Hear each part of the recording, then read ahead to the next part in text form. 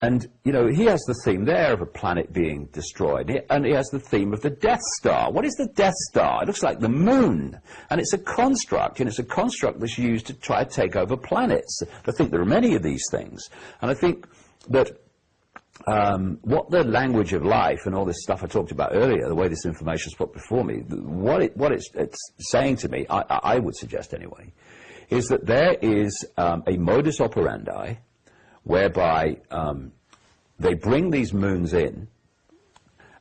When they bring the moons in, they have a fundamental effect on the planet as it is, and therefore they basically, as they did here, have a blank sheet of paper. It's over. That's civilization over. And then as things settle down, they start genetic manipulation and other manipulation, and they take over the society, take over the planet. But one thing to mention is that these moons are dependent upon the target planet for resources, for slave labor to create the resources and all the rest of it. So although there seems to be this dynamic that the moon is in control of the planet, actually the moon is completely dependent upon the planet for all that it needs. And one of the common themes through the ancient accounts, through the Zulu legends, and through people that I've met in the modern world over the years, is that these reptilian entities, who I say are within the moon, not only there, mind, within the Earth and also in other areas of this solar system, but they are terrified of exposure, because compared with the human population, there's not that many of them. It's why one of the reasons they want to cull the human population, which is a recurring theme in conspiracy research, is because they can't deal with the numbers. But also, they're completely dependent on this planet for resources. And parasitic relationship. That's what I've said in the book. And this is interesting, Bill, because I talk about something in the book which I call the moon matrix. And this moon matrix is a collective mind which is broadcast from the moon. And basically, it is the collective mind of these reptilian entities. So what they've actually done, I explain what I mean in a second in more detail, but in theme, given you bring up that point about parasites, is that in so many ways, humanity has become a collective expression of that mentality. So if you look at society, I've talked about this whole subject in the book, fun enough.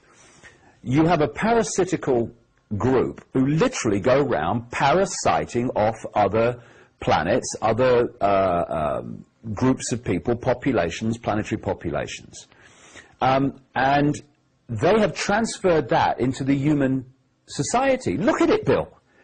The human society is awash with people parasiting off other people, using their efforts, using their talents to make rewards for them to which they've contributed nothing. Look at the banking system. It's the greatest parasitical network you could ever come across.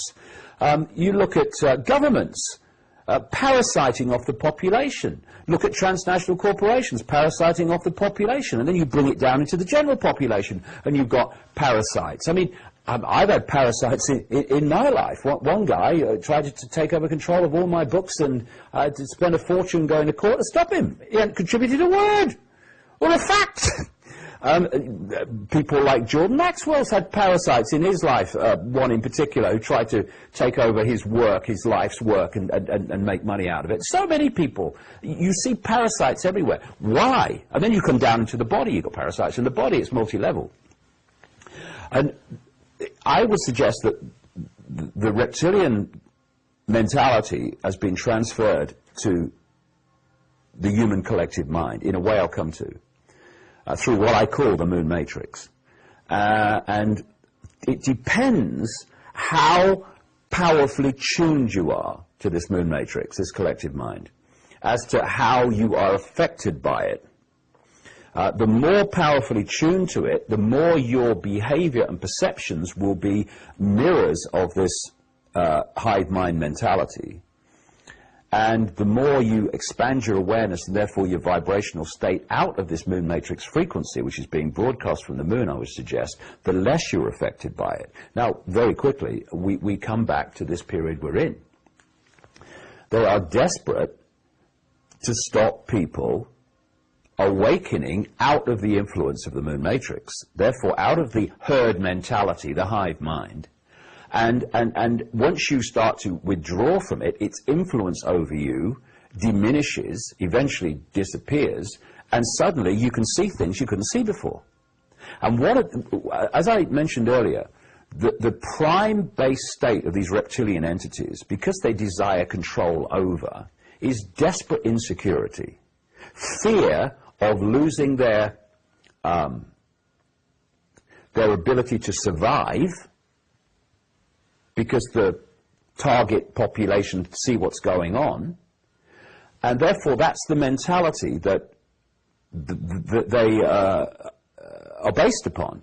This collective mind, which is connected into the collective human mind, this hive mind, manifests, projects, communicates that into the population. So what are you looking at? You're looking at a human population that's invariably anxious, frightened of not surviving, not just physically, but through financially, through will my partner leave me? Will I lose my job? Will my belief system survive from this new information? It's all survival, survival.